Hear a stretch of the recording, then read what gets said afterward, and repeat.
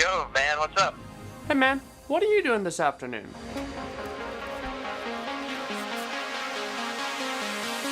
Thanks for being out here, man. That was Yeah, fun. no problem. Had a Thanks, blast. man. Thank you. What's up guys? So after my video a few weeks ago about slow motion, it got me thinking about something.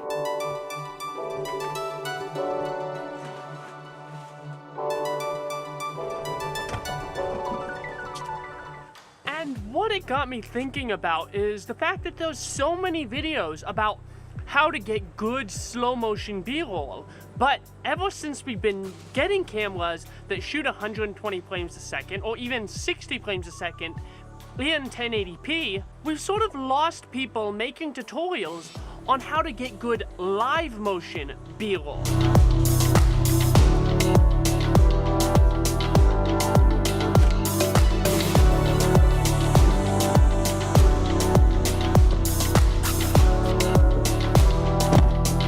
So today I want to make a video about how 24 frames per second is just as cinematic as 120 frames a second. And since this is 24 frames per second, it's not M50 specific. So I thought that we'd add another camera into the mix, and a friend of mine has a 60 Mark II.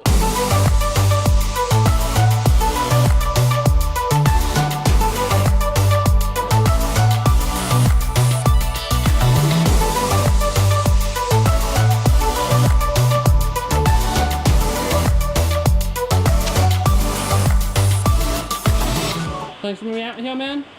That was Yeah, fun. no problem. Had a Thanks, blast. man. Thank you. Okay, so we're done. Now I'm gonna get back to the studio and we'll go ahead and talk about this.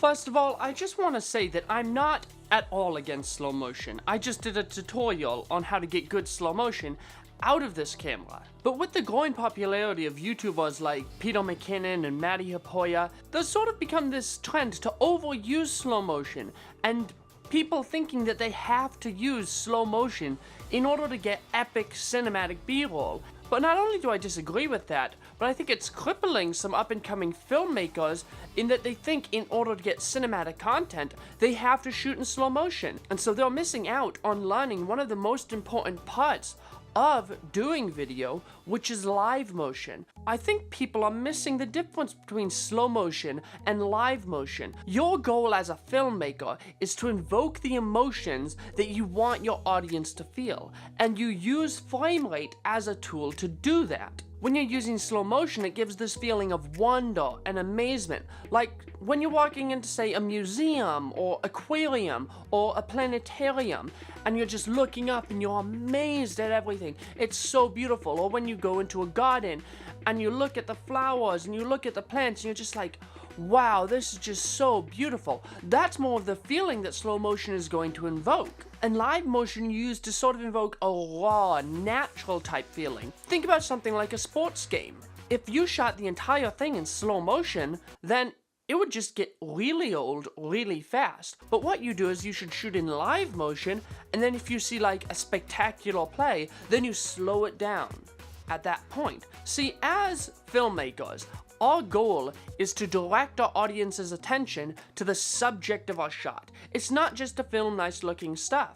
And frame rate is just one of the ways to do that. And so you should know how to use both 24 frames per second and 30 frames per second in order to direct your audience where you want them to go. So I'd like to give you a few tips so you can get better live motion video. Tip number one is to use a stabilizer. Now I know you immediately thought of a gimbal or a Steadicam, and really those are only two of a wide variety of stabilizers that you can use. A tripod is a stabilizer. My camera is stabilized right now, sitting on the tripod, and so I don't have shaky footage while I'm trying to talk to you. A slider is another stabilizer. It stabilizes your footage so that you get smooth, consistent movements. But if you do want to do handheld, use a lens with stabilization, and that'll take out the little micro jitters. And then of course we do have gimbals and Steadicams. We used a gimbal for several of those clips in that segment you just watched. And really, it does do a good job at stabilizing your footage, especially for very big movements.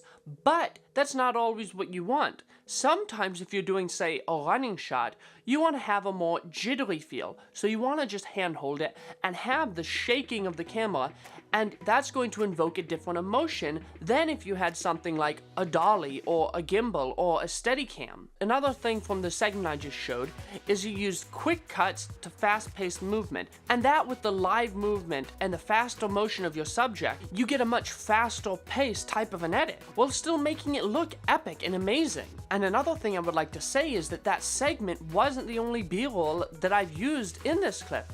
I shot all of the cutscenes in 24 frames per second, and that's all B-roll. You see, your A-roll is your talking head segments, when you're talking to, addressing the camera, talking about your topic. Your B-roll is anything interspersed with that. So all of those cutscenes taking me from location to location are B-roll. And then the overlay footage that you've been watching this entire time, those overlay clips are all B-roll. And one cool thing about being able to get cinematic B-roll in 24 frames per second is that you don't need a camera that has slow motion. You can shoot the same style of B-roll with everything from an Eos M to a Red Weapon. And with most of these cameras, the highest quality footage can only be shot at 24 frames per second. So there are definite advantages in knowing how to get good cinematic live motion video. Pretty much all I wanted to talk about today. If there's anything that I left out, leave it down in the comment section for me and for